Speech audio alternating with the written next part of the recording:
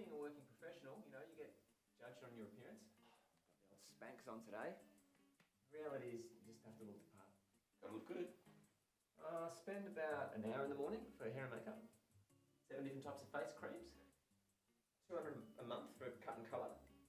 My wife pays about $50 though. Well, that's just what you got to do if you don't want to be invisible by the time you're 40. Am I right? Too slutty? Too fun. Perfect. My heels are really uncomfortable to walk in, so got the old joggers on for the commute. You'd be much prettier if you smiled. Shush, jump.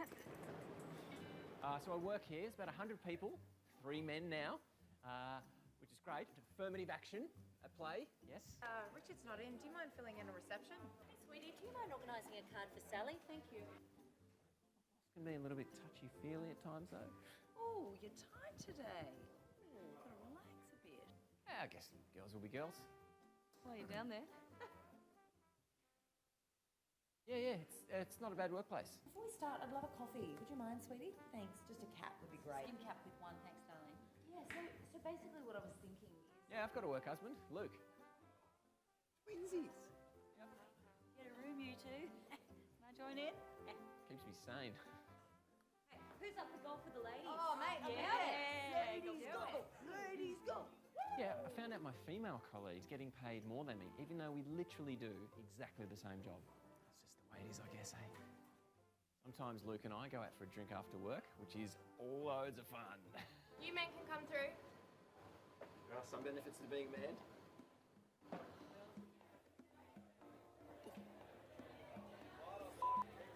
Yeah, it can get pretty hectic at times. Thank you so much. Cheers. I got that for you. Oh, thank you. I'm okay. Look, some women just can't take a hint. This is from the lady over at the bar. There's no way I am drinking that. Jesus. I've got that for you. Oh, thank you. I'm fine though. You are so f***ing up yourself. Sorry, is this woman bothering you? Oh, no, it's fine. I'm just going to go to the bathroom. Can you watch my drink? Oh, cheers. Anyway, getting home, I like to keep my keys in my hand. Makes me feel safer. Sometimes I pretend like I'm listening to something, just so women don't bother me. I try to avoid parks. Boy! Nice balls. 4 men got raped and murdered in parks last month. Check out that ass. Us boys have to look out for each other.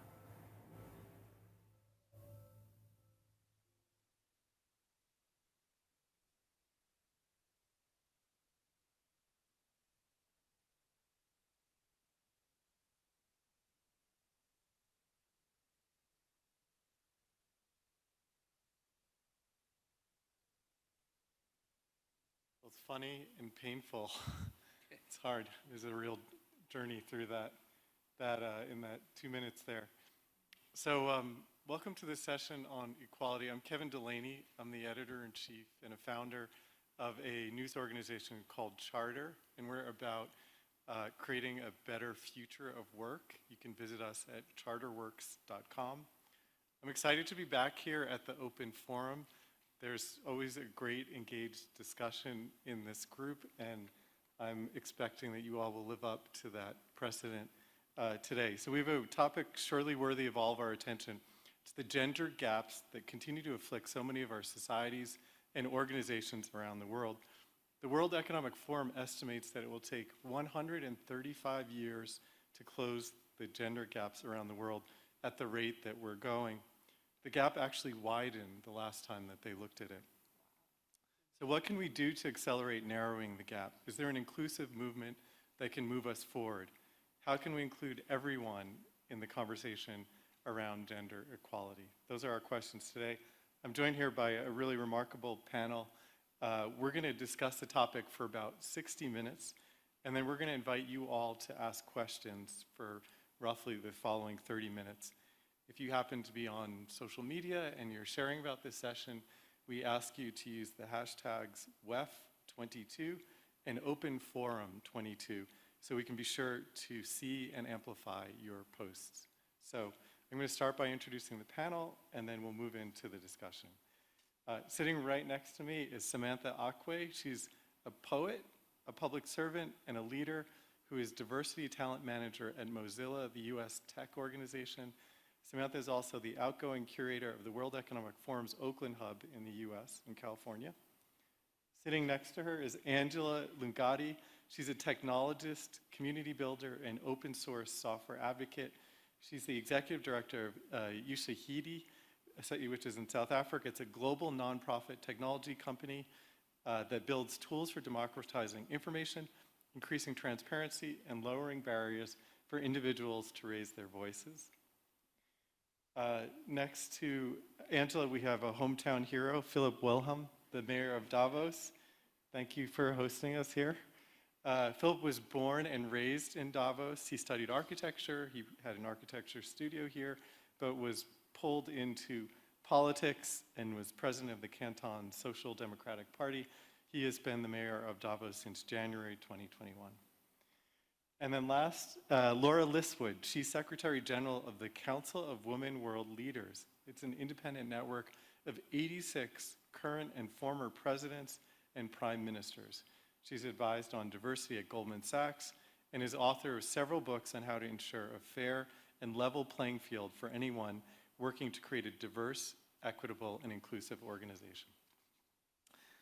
Before we start, I'd like to ask the audience a question, and you can respond by raising your hands.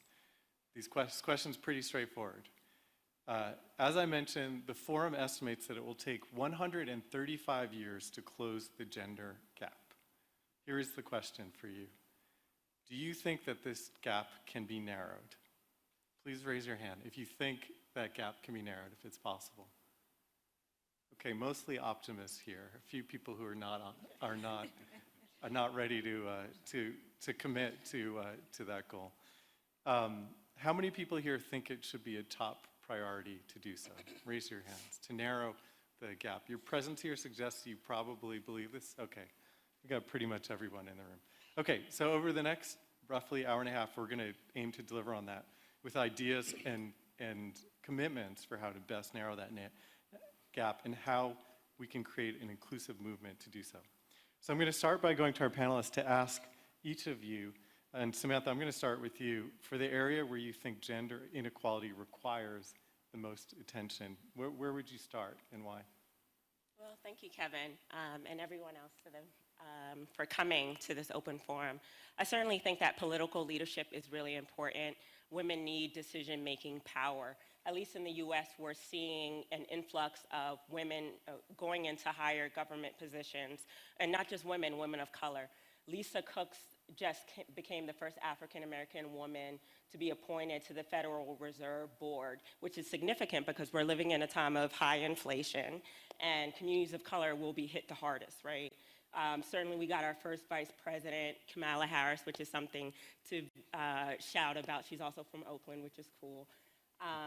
But then also recognizing that women like Ketanji Brown Jackson, the first woman who was first African-American woman who was appointed to the Supreme Court earlier this year. So when we think about women in leadership, they need decision-making power. And I share that as a sense on, and I think what's significant about this day is that it's actually the anniversary of George Floyd. And why is that significant? Because when he was dying, he called out for his dead mother, right? So when we think about mothers being heroes of our community, right, oftentimes who are the unsung heroes, I think representation is important, and they need to be able to have decision-making power at the same time.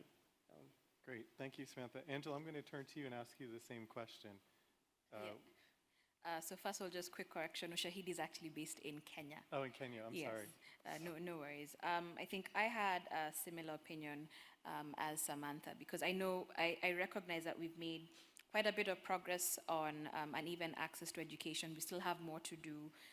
There's still a lot of challenges around employment inequality, but if we are looking to see decisions that are representative of the needs of women, then we do need to have women in leadership positions, be it in the political space, be it in industry, the tech industry, and everywhere else. We need to start thinking about how to get women in those leadership positions so that they're able to make decisions based on their own experiences and the experiences of other women. Great. Philipp, what your answer to that question? Where's the problem most urgent of inequality, and where would you start? I find the question difficult because I think we need to move forward on many roads. And I think the most important of them are in terms of infrastructure to have enough and affordable child care.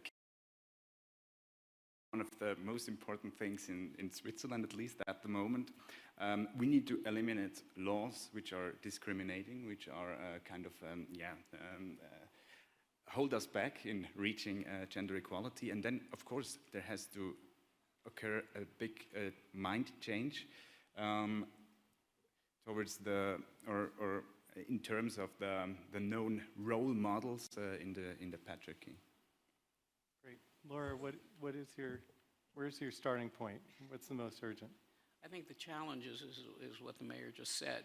It's difficult to have one starting point because they're all intertwined. I mean, I think with the gender gap report, there was a great belief that if we closed the health gaps, if we closed the education gaps, then naturally the economic and political gaps would close. Turns out there isn't anything natural about it, right? Because in many countries, not all, those health and education gaps are, they're not perfect yet, but they certainly are closing, So to me, unfortunately, if I think of both economic and political, asking that question that you asked, Kevin, is like asking me what's most important in a rectangle, the short line or the long line? No answer. Okay. Right. Well, So I'm gonna split my mind, agreeing completely with the political analysis that Samantha and Angela just said, and to you, Mr. Mayor, about some of the infrastructure issues. But I'm going to stick with both economics and politics on this one. Okay, that's a fair answer. So why don't we start with politics? So according to political empowerment of women, and according to the Forum analysis, political empowerment is actually the area where there is the most work to do. They've found that women just represented just 26% of parliament seats around the world and about 23% of government ministers. So we're pretty far from parity.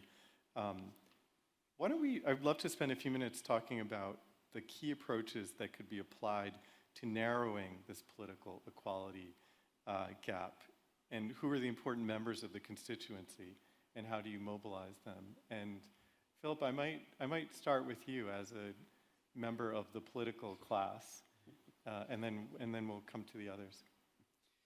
Well, thank you. I think that is really an important part. And in my experience, when we talk about maybe motivating women for candidacies, for example, we always are confronted with the idea of party leaders and so on. Yeah, we tried to motivate, but we didn't find enough women to candidate. So, and in my experience, that is true. It was harder to motivate women than it was to motivate men. I think it's also kind of this role model thing where, men are easier motivated to kind of, have a really high self-conscious, self-esteem, right? And they think, yeah, I can do that, even if they're not as competent as any other woman would be. But then again, I tell these leaders, so, okay, you didn't fund any candidacies, but then you didn't search right, and you didn't search long enough, because what we did in the Social Democratic Party in Switzerland in the last few years, and also in the canton of Graubünden, we did an unwritten rule. We had an unwritten rule that we only present equal candidacies. So diverse lists of candidates, women and men, not only, also people with migrant backgrounds and so on. And actually, if you do that, and if you don't give up, and if you look for women, you will find women who will candidate. And I think that is an important thing. And maybe just an example: we had the elections of the council, of the county council, Sunday ago, and we made 27 out of 120 seats. 16 are women of these 27, out of these 27. So, yeah, that actually works. And I think we should actually force parties to present equally, So it should be a requirement. Yeah. Angela? I think aside from looking at it from the perspective of the challenges in getting women into the political pipeline, I think we also need to ask ourselves the questions around the mindset of the people who are actually electing these people.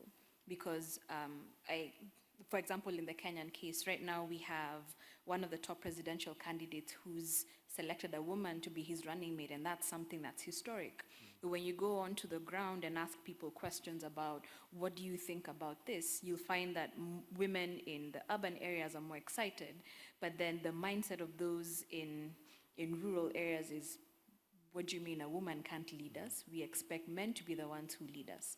Right? And that might also be a challenge that feeds into why women might not be making it into the political pipeline. Because if you've had it drummed into your mind from a very young age that leadership positions are typically for men, and you start to challenge that notion, but everything surrounding you is challenging that idea, then it becomes really difficult to make any headway. So I think we need to go at it from the root, where we start to model leadership around women and show the world and show our communities that women are capable leaders, and see how that affects the pipeline.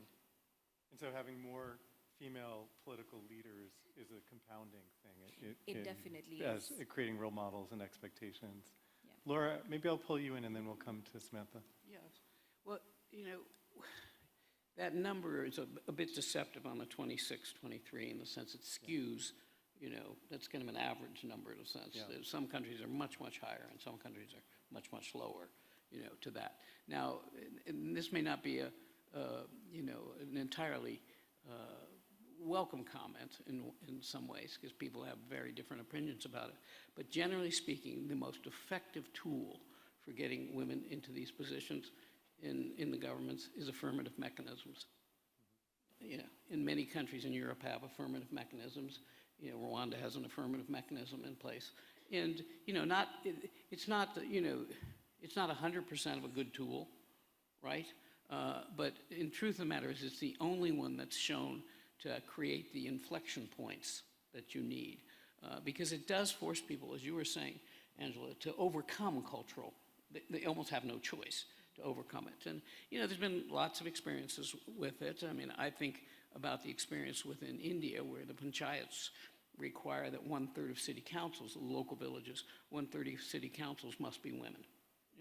The first round of that, when it first came out, it was all wives of men who were politicians. The second round was kind of a mix of women who wanted to be on it and wives of, I think. And at this point, it's just women who want to be in the city councils. And the role modeling is what you're also indicating. The preference for sons has gone down, because they see women in these empowered positions to being able to do things. The budgets have shifted away from major infrastructure projects to projects on health and education and things like that. So budgets have shifted. And it turns out also that, you were referencing it, Philipp, which is that men have this wonderful trait called positive illusion. Fabulous trait, which is, I'll only hear the positive about myself, and I think I can really, I have one qualification I meet of the 10, but hey, I meet that one, and that one was I love sushi, but little joke, but not much. And so, women want to see that politics isn't just an ambition game. They want to see that, because if you ask women, do you want to improve your health care in the community? Do you want to improve the living styles of people in this area? They all say, well, yes, of course, I do. And then you make the next, the next sales step, which is, okay, then we need you to step into these positions. And women do have to be asked, and often asked more than once. Where men don't have to be asked, and that's the good news, bad news in that regard. Laura, in terms of affirmative measures that you're talking about requirements that a certain percentage of candidates, a certain percentage of ministers, a certain percentage of city council members be female. Is that? Yeah, I mean, there are all sorts of ways of doing these affirmative mechanisms, whether the parties are required to do something, or there's these zipper notions, which every other person on the ballot has to be male, female, opposite gender kind of thing. There are all sorts of ways of doing this kind of stuff. And I haven't seen any affirmative mechanisms around cabinets, but you can certainly pressure the head of state or government to appoint a 50-50 cabinet. And many heads of state and government now are promising that as part of their platform. They will have a 50-50 cabinet. Now, the caution in that one is if your Minister of Defense is always a man and your Minister of Health is always a woman, then you have some gendered roles. Samantha, you pointed to political empowerment as the most important area when we started. What are your thoughts on the movement? How do we move it? How do we close that gap? And you pointed to some important breakthroughs in the U.S. in terms of women in different positions. Yeah, I think that on one hand, while you can put a woman in a position, that doesn't necessarily equate to having power, right? So I think a large component of that is also having sponsorship, having individuals who are pushing candidates forward. A lot of these women who were able to be in their positions, they had advocates, particularly male advocates, that were supportive of their leadership as well. I think of an example in the legal field. There's the Manfield rule, in which a lot of firms are adopting, named after Abriella Manfield, and who was the first woman attorney in the U.S. So it's a consideration that law firms have to consider either women or people of color in leadership roles. So I think that is something that is measurable, but also thinking about having the sponsorship and capital behind it is necessary. So you can't just consider somebody, you need to be able to ensure that they have the skills that they need to succeed while they're in their positions. Angela, before we move on to another area, I wanted to ask about the role of technology. And I think of you, Shahidi, as seeing technology as a route to empowerment in lots of ways, including politically. How would you make the connection? First off, I think I would recognize the fact that technology is an enabler rather than the full solution.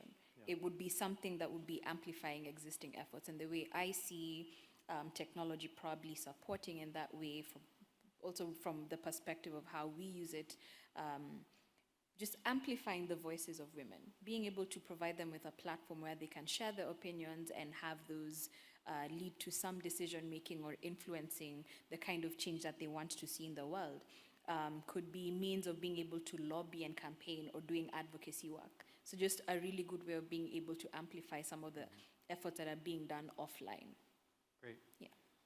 I'm going to turn now to the second area, and the World Economic Forum had identified 4 areas of gaps, and the second largest one after political empowerment was economic participation and opportunity. On the one hand, proportion of women among skilled professionals continues to increase, but on the other, overall income disparities are only part way to being bridged, and there's a lack of women in business leadership positions. Laura, I want to maybe start with you. You've done a lot of work on workplaces and inclusion and fairness in that context. Where do you see opportunities for greater gender fairness in the workplace, and who are the key actors for that? Yeah. Well, first, we do need to stipulate that that's a question that is looked at differently, sort of geographically or demographically, because in some countries, 90% of the workforce is in the informal economy, not the formal economy. So, I think we need to make sure that when we think about these kinds of issues, they're thought of in a disaggregated way.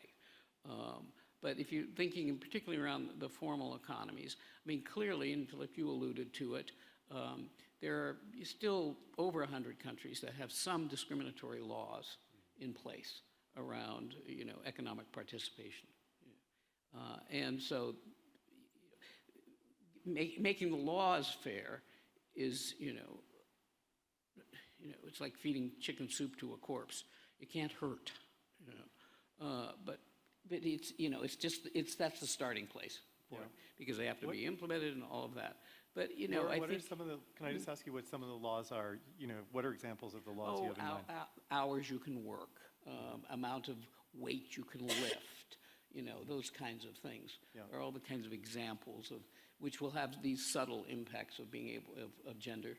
And then we saw, COVID, really ripped bare the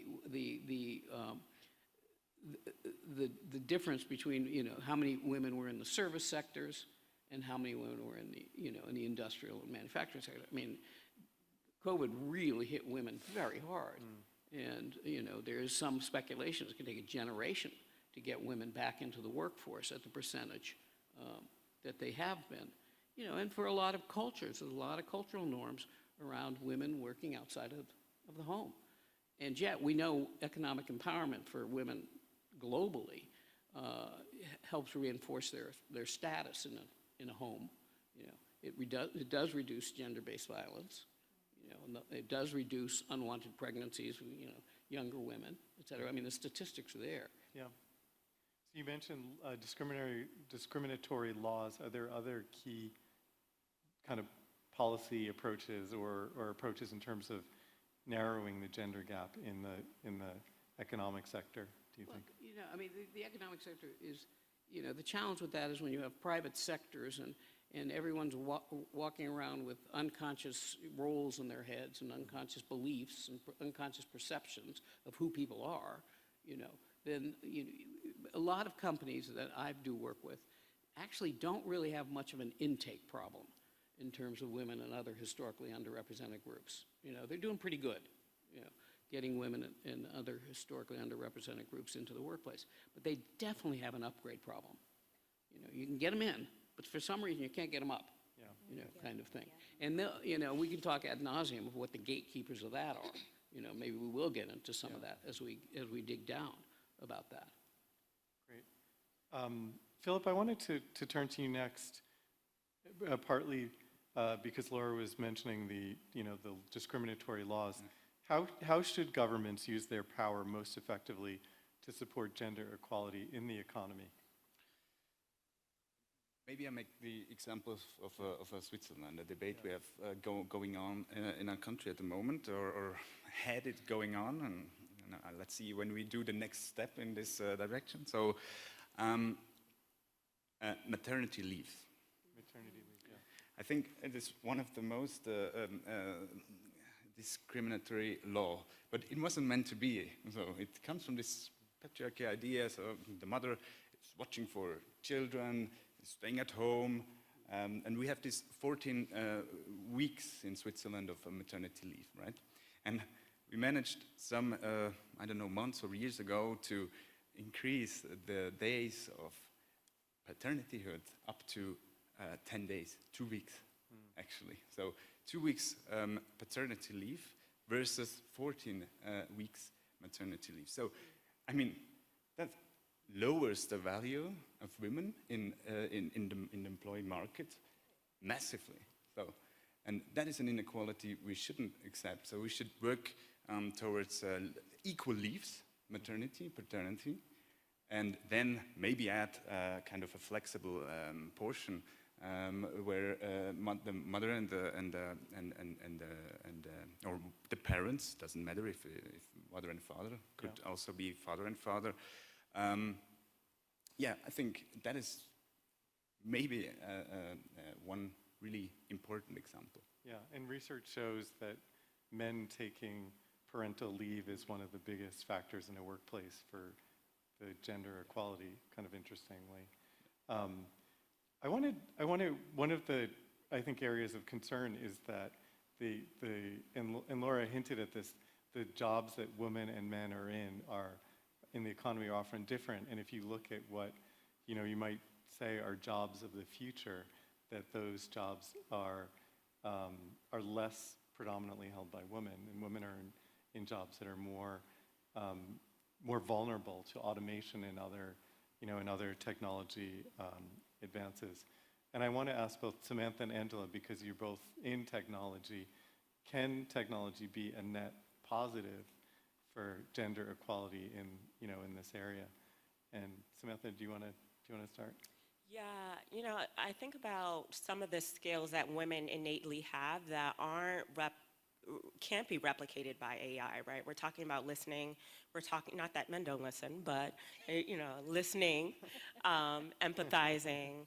There is a different level of soft skills in which women naturally possess. And we do live in an information economy, but that doesn't translate to a wisdom economy, right? Wisdom is the lived experience, and I think that in order to do business, you'll still need to have one-on-one conversations, which will still be essential. So having those skills, when we look at the future of work, is still going to be essential. I would probably agree with that. And I use this example from Hidden Figures. I think when the IBM 7090 was being introduced and there was a risk of certain staff being phased out, and there was a group of women who decided to teach themselves a programming language so that they could manage that IBM system. So, in the same way that Samantha is saying, yes, we have automation coming in and it'll make things a lot more efficient, but it will not eliminate the need for human intervention. And I think it's about us as women and the rest of the world figuring out how to create or open up doors for women to be able to jump into those roles. And I know that there are many women in tech organizations that are doing a lot of work around training and mentorship to fill that gap. And so bringing more women into STEM professions, yes, is part of it. So in the World Economic Forum rankings, the #1 country for gender equality was Iceland. And among the practices that Iceland has that is really interesting is that they require companies to, by law, to certify that the pay is equal among the genders in of their employees, rather than having they have to have external certification that is, and I see nodding, but I'm interested, that seems like a proposal that would get votes here. Philipp, could you mount a campaign on the stage around that equal pay certification? Yeah, we have that as well in Switzerland now. But it took us, 40 years ago, we wrote in our constitution that equal payment is required, that it has to be equal payment. Yeah.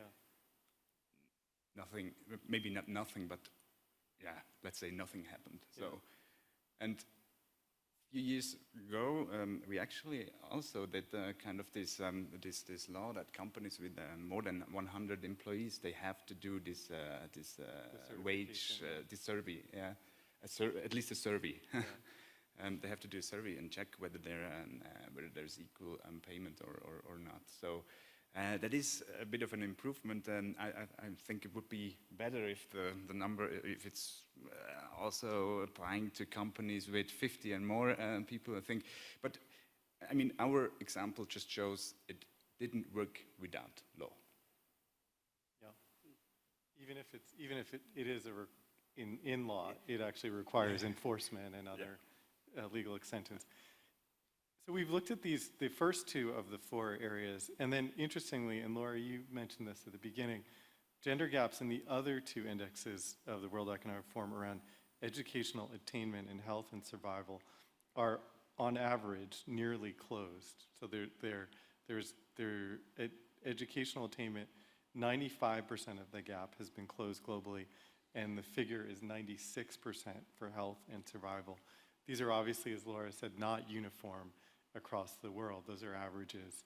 But I want to ask you all, before we move on from that, whether you still see urgent gaps in educational attainment and health. And Laura, maybe I'll start with you, since you began by pointing to this. Well, I think there's several elements to that. Number one, that's if you look at the top, you've got the Nordic nirvanas, which I call them, which is, and incidentally, part of the reason they're Nordic nirvanas is that they were fishing cultures back 1,000 years ago, or whatever. And the men went off to fish for 11 months of the year. And so the women had to do everything in society. So, there's always sort of interesting sort of anthropological reasons for some of this stuff going on. But you can also find, countries who are at the bottom of this list, and then you find that, less than 50, the gap is, over 50%, meaning that, 2 times as many young boys are going to school than young girls, kind of thing.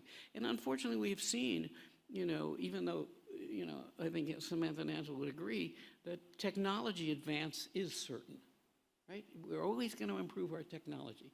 So then we mistakenly think that society will advance because technology advances. Well, it turns out society can go back to the Middle Ages, and unfortunately we see this happening in Afghanistan. They're completely withdrawing women's and girls' abilities to have a decent education. So there's that part of it, Then there's the part of it where you do have relatively good educational systems, et cetera, is where the girls are pushed into.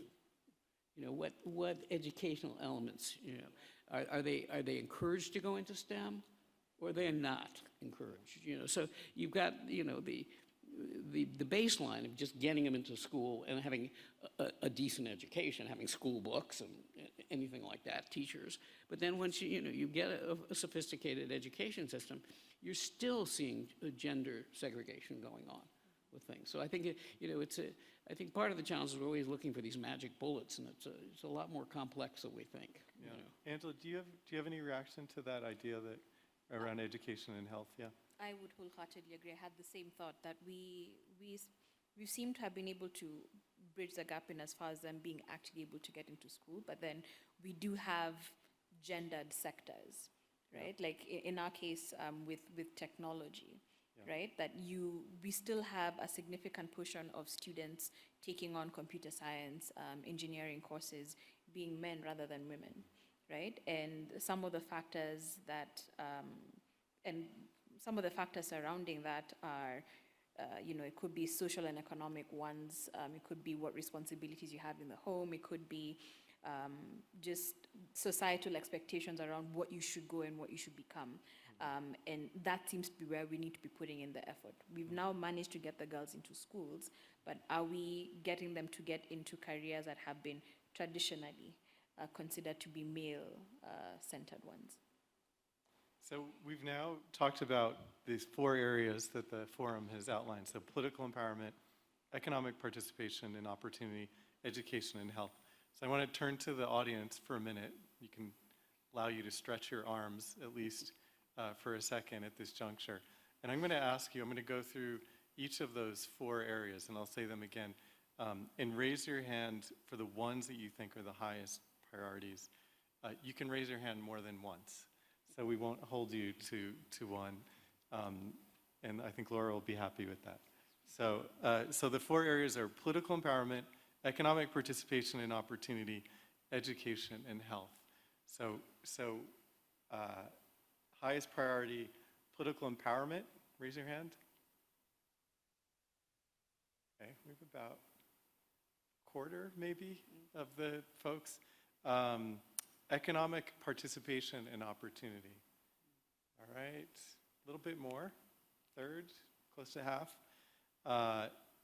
Education, about a third maybe, okay. And then health is the last one, okay. Health is the lowest of them in this group. So if I had to rank based on this very scientific observation of your raised hands, it seems like, and the panel can challenge me on this because they could possibly see better than I could. Economic participation and opportunity was the highest priority among this group, followed by political empowerment and education, probably pretty similar, and then health was the lowest priority. Not to say that it's not important, but in terms of narrowing the gap. Does any of you here have any reaction to that response? No? Not surprised? No. Okay. So we're going to come in a little bit to questions from the audience. So I hope that you all can be ready and thinking about things that you want to inject into the discussion. We're going to hold just a few minutes, and then, and I want to, before we jump into that, I want to talk about the inclusive coalition needed for achieving gender equality. And you know, one obvious place to start is men. What is the role of men in actually moving this forward? In addition to women, and Philipp being the man, we're going to start. We're going to put this question to you first. I think it's crucial that men start to engage in this debate. So they stood aside for too long, right? And gender gap, yeah, it's important. Women have to solve that problem. So no, it's not like that. It's affecting all of us, and we all have a role in it, of course, because we need to have the debate. We need to have a consciousness about the issues we were debating at the moment, because we debated a lot on laws, we debated a lot on maybe other things, on education and role models as well, but consciousness, mindset is also a very, very important puzzle piece on achieving gender equality. And I mean, you saw the video, right? And I mean, in terms of sexism, sexual harassment, the role of men is crucial. It's not a problem women have to solve. That's a problem men need to solve.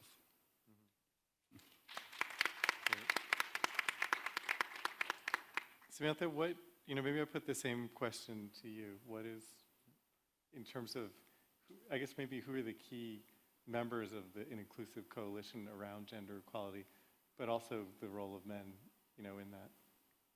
Yeah, I think that we've been speaking singularly, right? So we definitely want to acknowledge those who don't identify and who are non-binary. So the distinction between just bystanders and upstanders, right? Sometimes it's not just the policy issue.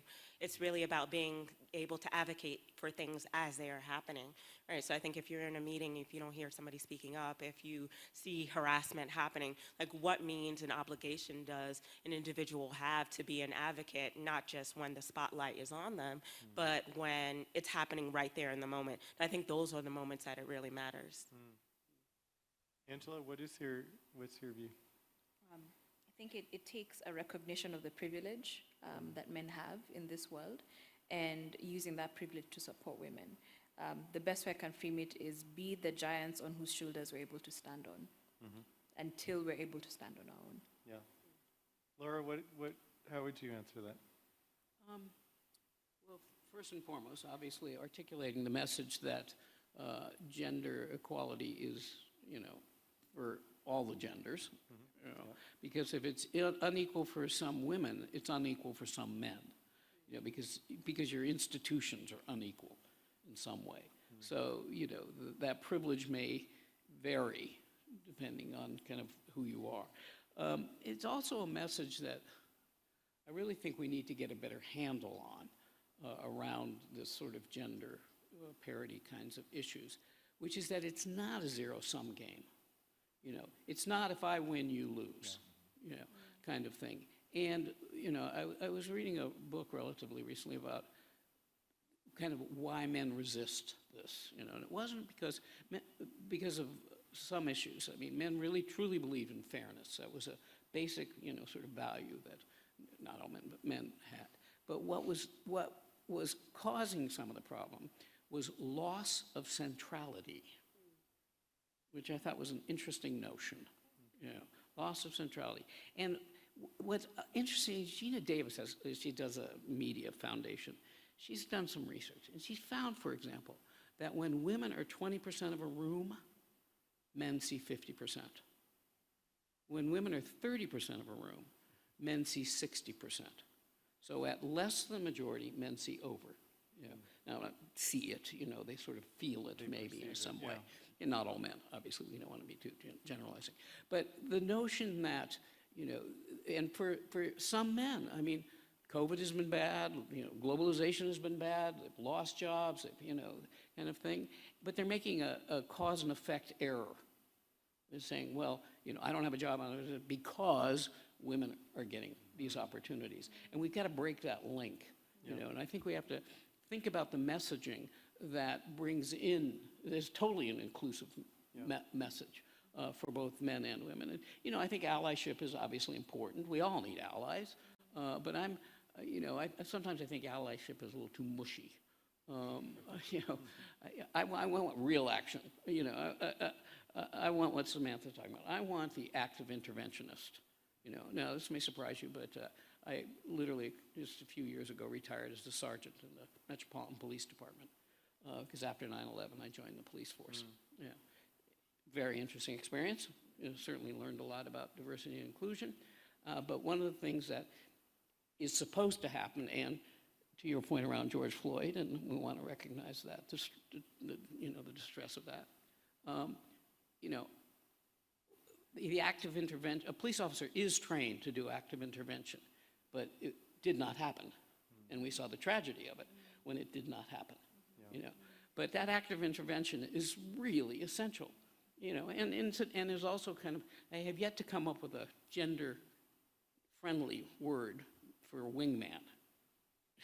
Wing person. Doesn't have the ring to it, you know. But wingman, you know, that person who's kind of with you all the way along the way, kind of thing. And you know, I mean, it used to be literally flying, and you have someone who's protecting you, you know, on your wing. You're flying, but it's changed to it. But I want that, you know. I want those active interventionists and those wing people. Yeah. The wing people. Yeah, come up with a better word. Philipp, yeah. Maybe I got another notion, because not only being allies, but also fighting a known fight. Who said that I want to be the person in this construct of a family who is going to work 100% and having no role in raising children at all? So. Nobody told me that. It's just, it's the role models we know. So men should also start to fight for their own choice, whether they wanted to engage more in family work and in kind of equal, in an equal system here. So I think, then it's this then it's really this win-win situation you talked before. Angela. Yeah, I think thinking about it practically in the home as well, being equal partners. Because one of the things that doesn't get as much recognition as it should is the mental load that women have to carry in the home. It's all the planning, it's all the coordination. On top of everything else that you have to do, being an equal partner means that you also carry the mental load. It means that you also play an active role in taking care of the kids and cleaning and everything. So it starts from there. Yeah. That's more. Yeah, and the data I've seen suggests that during the pandemic, the load actually worsened even more as families dealt with suspension of education systems and caregiving and systems and things like that. We're going to go to questions in just a minute, but one last question I'd like to put forward is, how do we raise the next generation of girls, boys, you know, people, however people are identifying, to be fixing this problem, to be not sitting on this panel in 20, 30 years, you know, dealing with the gap, and so, you know, part of it is, how do you raise boys, to Philipp's point, who resist the system and are part of the answer, but it's probably children of all genders need support. So maybe we can, Angela, do you have a thought on that? How the next generation is set up to succeed? I think it's a thing that we've also been debating in my household to some extent, because it feels like we've put in a lot of effort to empower young women and have a lot of programs around that, but we're not raising boys to be able to handle empowered women. Yeah. We're not raising boys to handle empowered women, and that's a huge gap that needs to be filled. how that can be done in small ways, you know, how even within the home setting, there's particular things that have been gendered, showing the children that just because you're a boy doesn't mean that you don't get to do A, B, C, and D, and that as they grow up, that's something that gets cemented in their minds. Having a household where the mother is able to go to work and they're able to see what an empowered woman looks like. Yeah. Yeah, that's great. So the next generation question, maybe Laura, do you? Yeah, it's a really interesting one because, you know, children do not grow up in a bubble, you know, as much as we'd like to keep them, you know, in the house, you know, locked in the bubble. But they're not, you know, they go to school. During the pandemic. The pandemic, yeah. But they go to school. They have video games. They watch television. They have their peer groups, right? They see other men, you know, we don't know what role models they're looking at, you know. I mean, there's a cute little study. They asked 11-year-old girls, what would happen if you came back as a boy? And the 11-year-old girls were like, I'll ride a bike, I'll climb a tree, I'll get dirty, right? Then they asked the 11-year-old boys, what would happen if you came back as a girl? Suicidal. They said things like, I'd throw myself off a bridge, you know. So, you know, something happened between 0 and 11, you know. 11-year-old boys can be very troubling. Well, that is true. But my point is, dark. something happened between 0 and 11. Yeah. Right? For the girls to go, yeah, fine.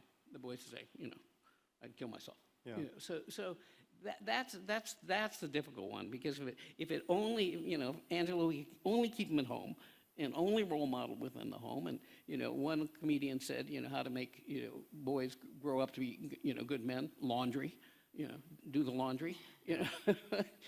But we can't do that. We can't do that. So we end up fighting a lot of different battles in a lot of different ways. Certainly good role modeling from you know, the mother, good role modeling from the father, and support, and all of that. You know, again, it's going to be a step.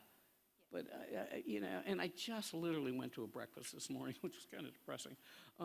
It was an index, an organization created this index, and the questioning around it was whether you thought that women were as entitled as men to be leaders. To be leaders. Yeah, and it varied across countries and everything like that. G7 varies, varying levels of it. But what they found was rather disturbingly that young men between the ages of 18 and like 26 or something like that, actually those numbers were going down. Wow. Yeah, so that's a bit of a distressing sort of thing. And, you know, again, that could be that linking of cause and effect, you know, that we get all these women in and I can't get a date, you know, because there are too many women in power, kind of thing. Yeah. So, you know, unfortunately, you know, I'm not too sanguine about this yet, you know, and yet, you know, I've got the mayor here sitting next to me saying, I'm going, God, can we like replicate you? So the inclusive coalition includes replicating. Yes. Philipp, cloning. Cloning is part of the answer. Samantha, I want to ask you the same question. When you think about the next generation. Yeah, absolutely. You know, I've been thinking about the acronym LIP in terms of paying lip service, instead being like leadership, right? Who are the women that we're putting in leadership? Inclusion, how are we bringing these women together? And then what power do they have? You know, and I think about that age gap in which Laura is talking about, and I remember growing up in a two-parent home, I remember seeing my parents working 7 days a week, seeing my father have mainly all the decision-making power. So, and he would give us our allowances. And when I realized that if I didn't do what he said, I wasn't going to get my allowance. I got my first job when I was 10 years old, right? Not because I had to, but because I wanted that same decision-making power. And I think if we can give women those opportunities really young, that's essential. But I also thinking about not just giving women who are in from particular communities as well. So I think about the Global Shapers Oakland Hub, and who was actually founded by Lakshmi Lagaris, who is a single mother, right? So if you think about, the innate skills that women have, if we don't put so much emphasis on hard skills versus the soft skills, which are just as essential to the workforce, I think that is sending a message to our children, our boys and girls, that they're just as valuable when it comes to the future of work.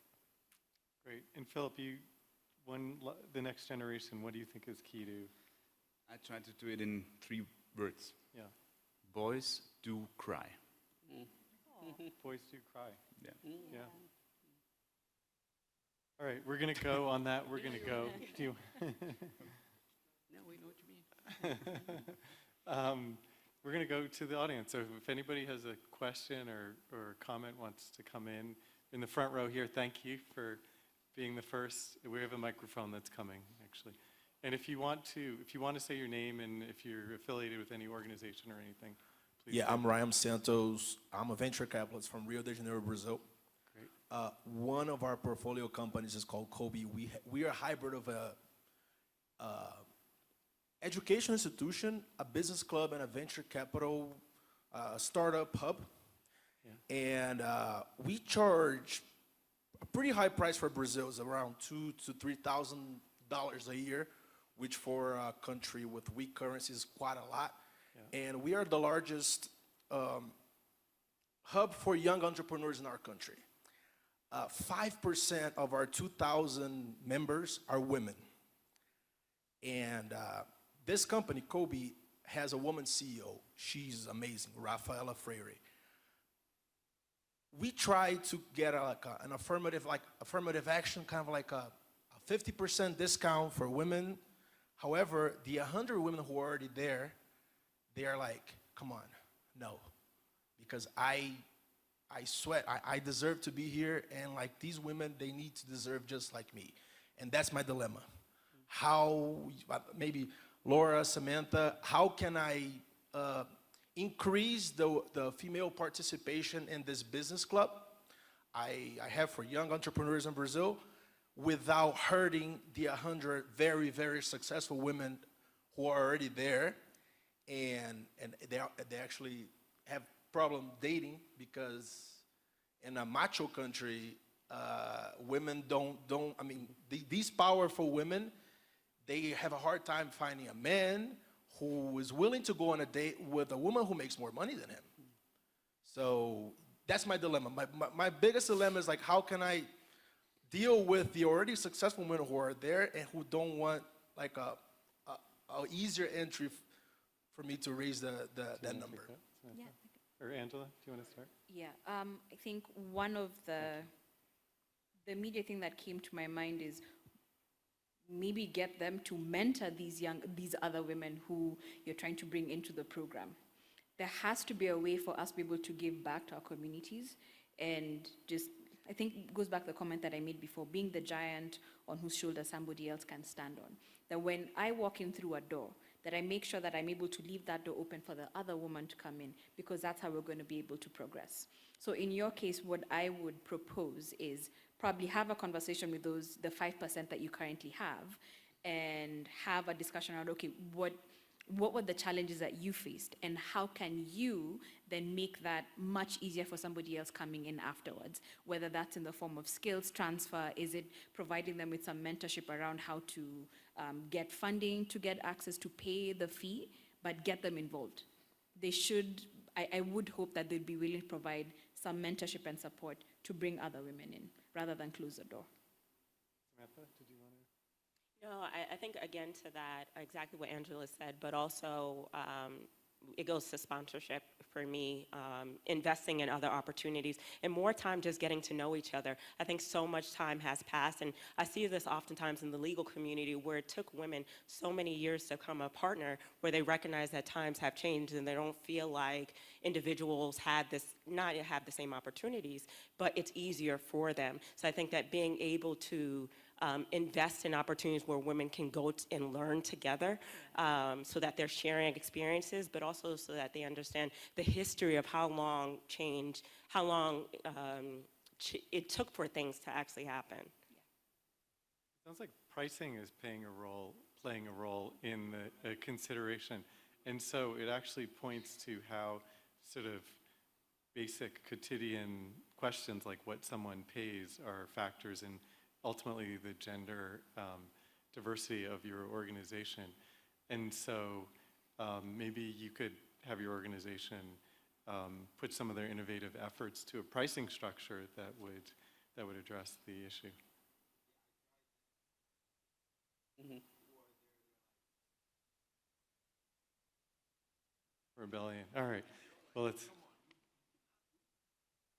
Well, let's take a few other questions. We have one. Yeah, thank you. We have one in the front row here, and then some in the side here. So we'll start front row. Thank you for running over with the microphone. Thank you.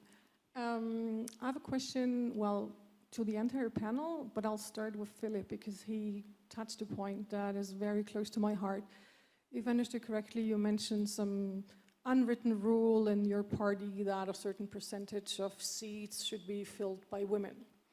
Now, where I'm a bit torn apart, and I would be interested on the panel's opinion on that, is what do I think about such a minimum threshold, a minimum rate of women to be in a certain position? I mean, I have a PhD in international business administration. I did, during my career as a postdoc researcher, I was focusing on artificial intelligence. I was a full professor in supply chain management. I don't want to ask myself, do I really get the job now because of my gender? And pardon my French, because of my boobs? Or is it because of my career path and my experience? So I seriously wonder what's the panel's opinion on that? And how to basically balance that. On one hand side, really making sure that women with the background get all and the skills, get all the possibilities and also the support that they need in order to rise and shine. But on the other hand side, don't stigmatize them just because we need yet another woman to fill yet another position in leadership, in the leadership team, in order for, I don't know, the board or the leadership team not just to be filled by white men. Philipp, do you want to start on that? Yeah. Well, I can say I totally support ratios in the implementation of ratios in boards of big companies. I think if you want to speed up, it is a way to speed it up. I don't think it should be forever. But I think it is just something we need to do if we want to speed it up. But I'm not sure if we also should go in this direction with the, I don't know, democratically elected parliaments, for example.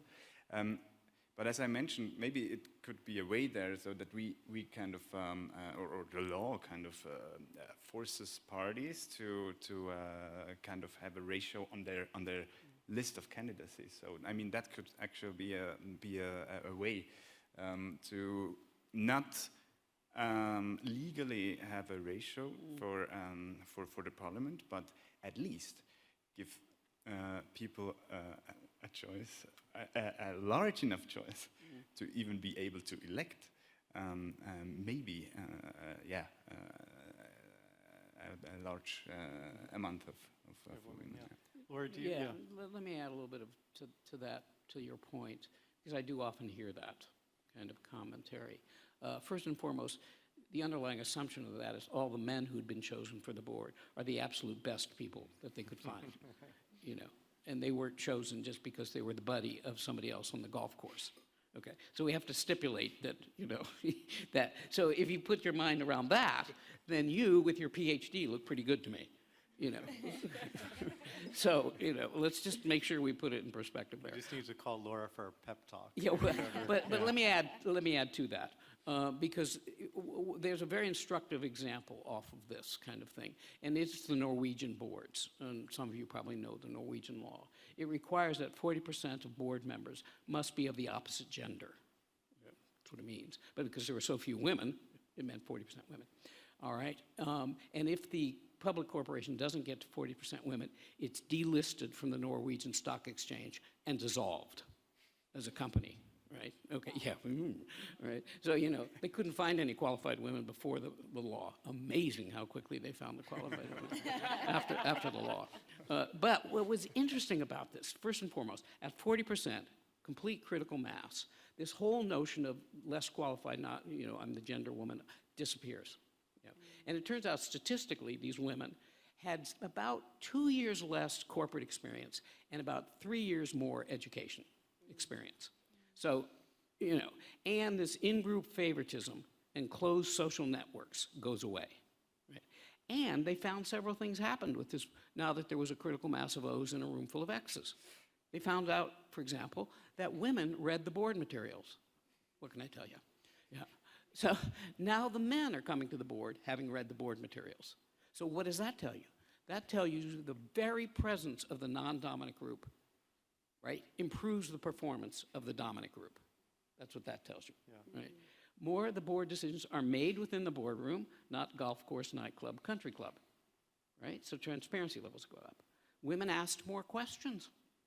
They asked different questions, which incidentally made the board meetings go a little longer, you know, a little more conflict to them, but came out, you know, because one of the things that we know from research is that homogeneous groups don't come to better solutions. They just think they did. Yeah. And heterogeneous groups come to better solutions. They just don't think they did because of the conflict and the tensions and all that. Then they discovered, which I thought was really important, that men had a tendency to look at the short-term impact of board decisions. Women had a tendency to look at the long-term impact of board decisions. Now I ask you, what do best boards do? Short-term and long-term. Right? Men had a tendency to look at the shareholder impact of board decisions. Women had a tendency to look at the stakeholder impact of board decisions. Stakeholders, employees, environments, communities. What do best boards do? Shareholder and stakeholder. Right? So you began to see the value of this critical mass of O's in a room full of X's, you know, with that. So that's why I've much more come to the supporting of these notions of affirmative mechanisms in place.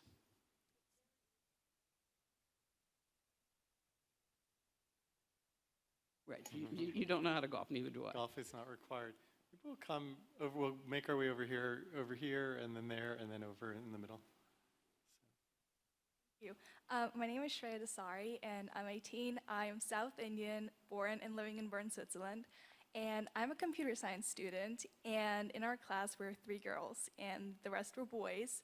And the class under me is only a boy class. And I've come across situations where I had interviews and people would only take me because I'm South Indian and India is known for generalizing IT, engineering, medicine, and law. And we're talking about the gender gap right now.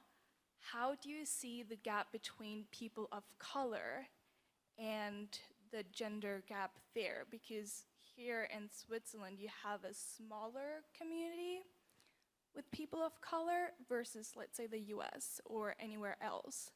How can you bring that forth? Because I have a hard time finding a way to stand up as a person of color and a girl who is stepping into a field which is just so male dominant here in IT.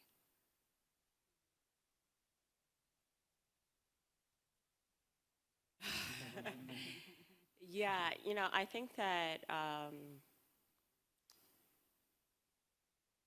whether we're talking particularly with the tech field, and the numbers are very small, whether it be women as well as people of color.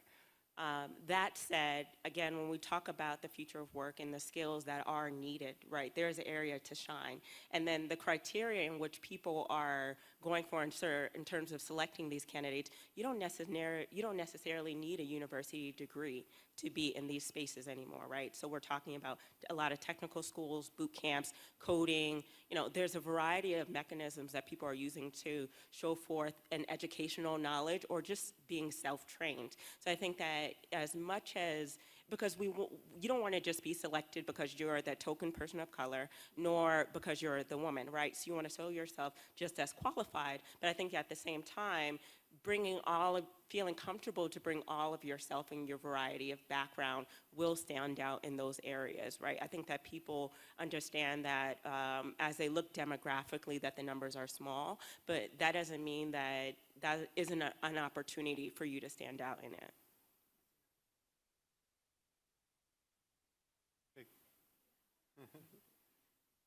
Shall we take another question? Thank you.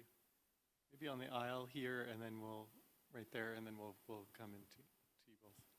Hello, my name is Linda. I actually live here in Davos as well, like Philipp. Thank you for hosting And I have two little stories to share, and I would like to have some crowd intelligence of how to react to these moments of, you know, it's not, I mean, I don't feel treated unequal, but it's like small little inequalities. So I live an equal family model, so my partner and I, we take care of the kids, like we work the same percentage, we take care of the kids the same percentage. So when my partner tells people that, it's like, wow, you take care of your girl, you have a daddy's day. And when I tell that to people, it's like, wow, that's a lot, how can you manage? So I'm like, what's the difference, right? So I usually don't react to these little things. And the other thing is daycare, right? So daycare, you register your child. At daycare, only women work at daycare. Another thing, I mean, why do only women work at daycare? Yeah. That's another question. That's a bigger topic. So you put father's contact details, you put mother's contact details. Whenever there is something, mother gets contacted.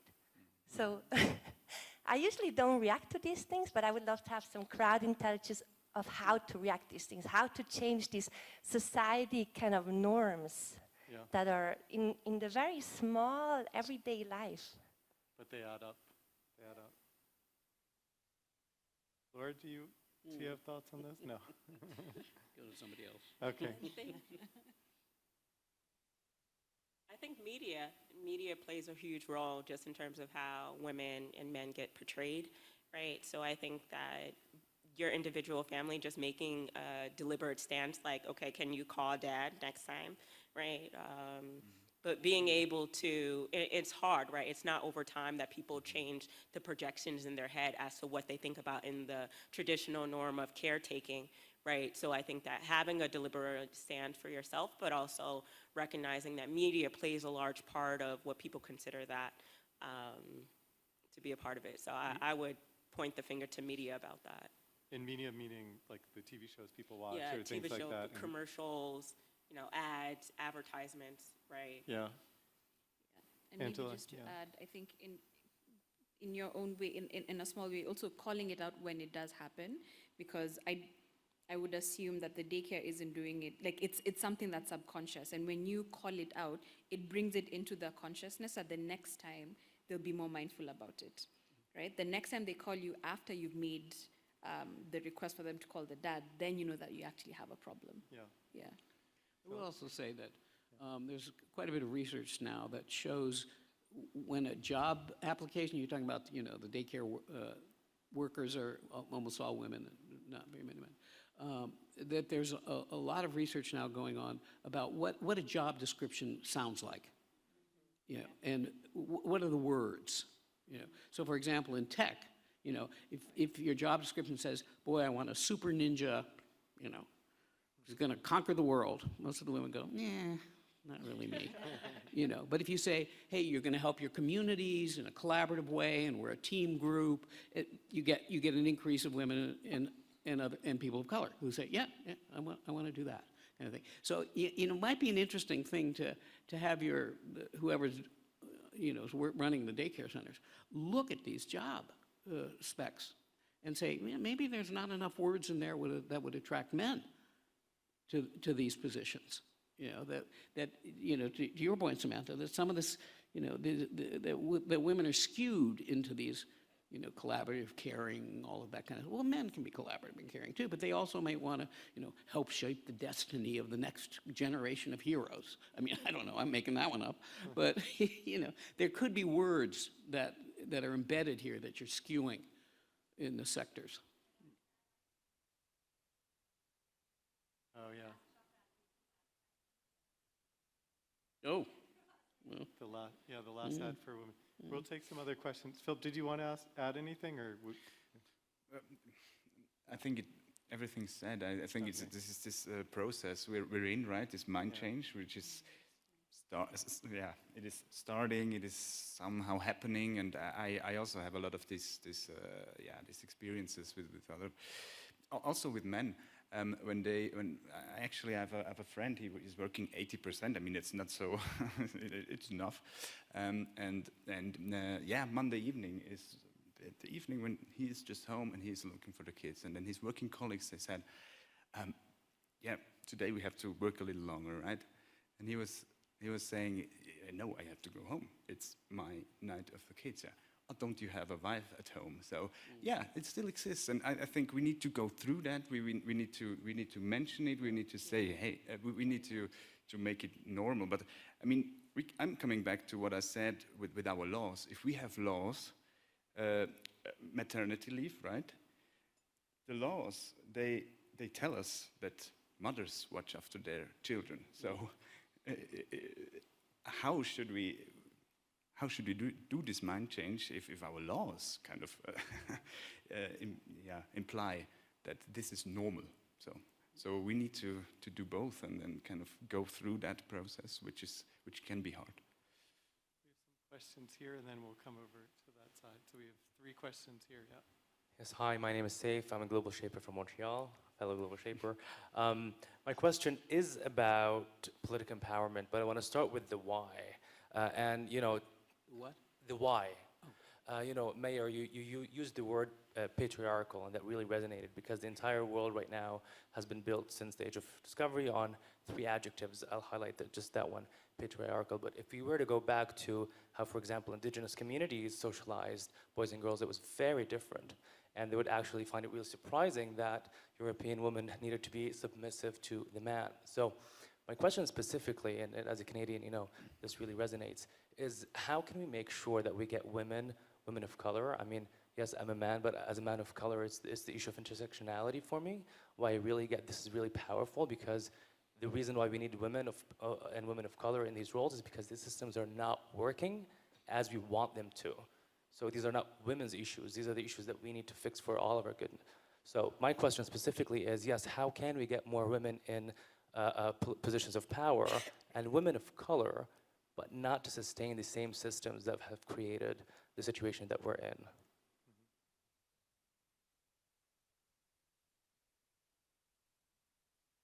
I mean, even that word itself, I think as a poet, I'm wary of like the how, right? Because I think how, there's an assumption that there is a linear way of doing something. And I think every culture is different ultimately. But I think it's less about how and start with the women who are around you. And again, like, are they being mentored?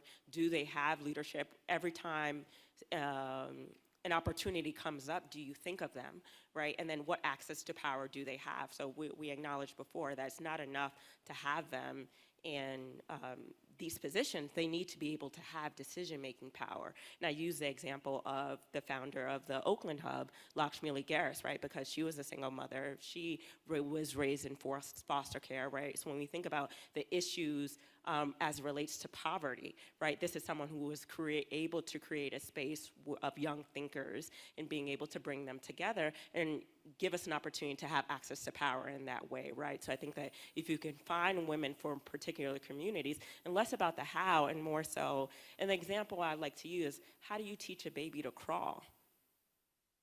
They just start walking, right, and crawling and falling, and I think some of that is the mistakes that are associated with that. And to Laura's point, that we don't necessarily have to lose, right? And failure, which people like to talk about in the entrepreneurial communities, right, is so much more acceptable when a man does it versus when a woman does it, right? If a woman becomes a mother or is a part of society, then she doesn't have a life after that, right? We need to be able to invest in women, but give them the opportunity to fail and grow and lead and be able to be invested in at every level of their leadership.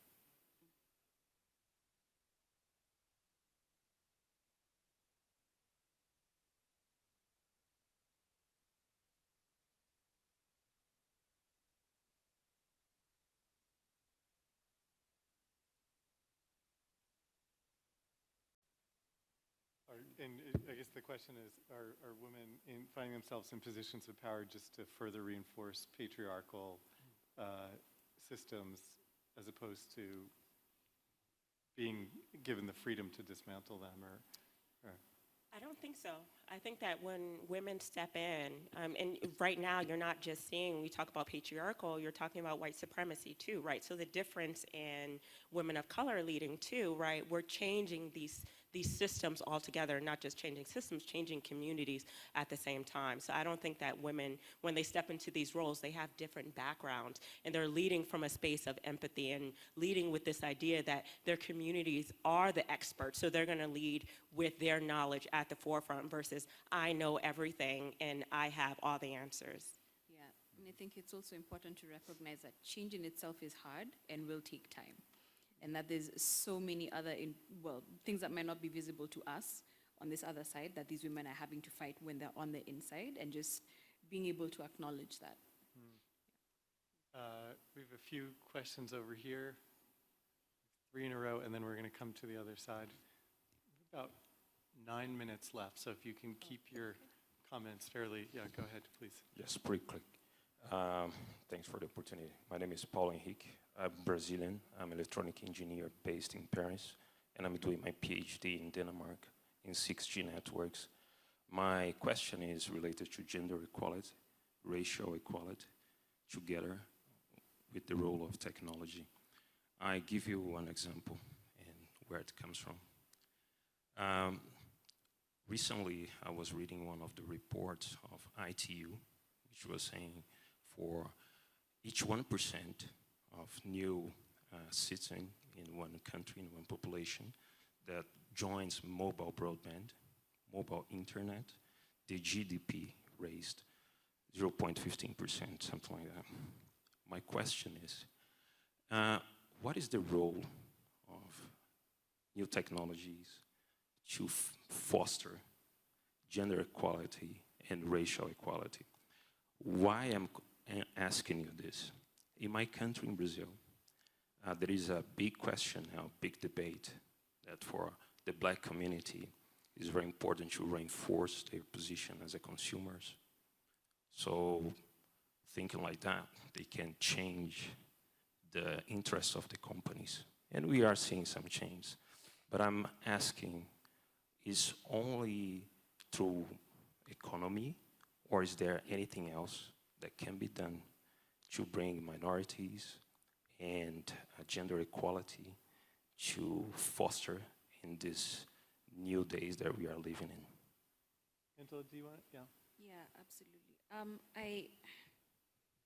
And this is probably just from my own experience running a company that focuses on marginalized groups, but yes, I do think that technology plays a big role in the fight for equality in many ways, because what it does is it kind of levels out, I wouldn't say leveling out the playing field, but it provides a way of being able to elevate and surface some of these voices that ideally wouldn't be heard or seen before, right? I think one of the biggest examples of that is like when we think about the issues that we're getting to hear about around racial inequalities. Perfect example is George Floyd. Because of the mobile phone and internet access, we were able to get to see that and able to advocate for change because of that. Many years ago, maybe would never have known. Maybe it would have, gotten swept under the rug.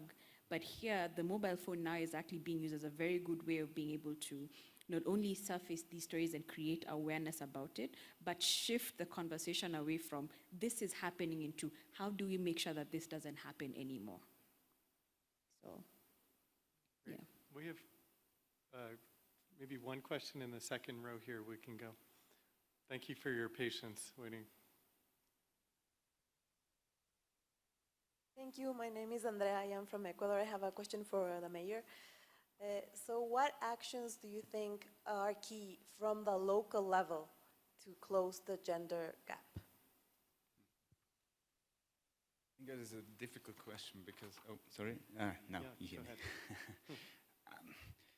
I think it is actually a difficult question because I talked about the laws before, and I mean when we discuss our paternity leave in our municipality, that is a difficult debate if the laws from the federation, from the cantons, are like they are at the moment. So it is really difficult to have this different situation. So I think we have to solve these problems, these law problems, on the highest level possible, so that we don't. Otherwise, we get this kind of how to say that, these differences between different entrepreneurs, between different municipalities, and so on. So we really have to enforce that on a federal level, I guess. What we try to do at the moment is to really move on, or how to say that, improve our infrastructure of the childhood care. Daycare was mentioned before. I think we need to. That is something we can do at the municipality. Maybe take more action, take more lead to kind of ensure quality, to kind of maybe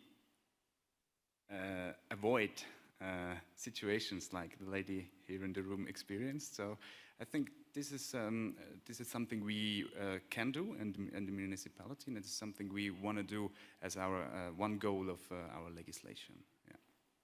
So we're just about out of time. I'd ask maybe the panel just to wrap up here, to take on the assignment of, in a few words, summarizing what the single most important thing that you take away from this discussion is, or what is the one change you might make. And I'm going to go in reverse order. So maybe Laura, you can start us off. We just have 2 minutes, so if we can keep the summaries short, that'd be great. Well, Thank you. It's going to be very short. I think it's more about what the word Angela mentioned, which is change.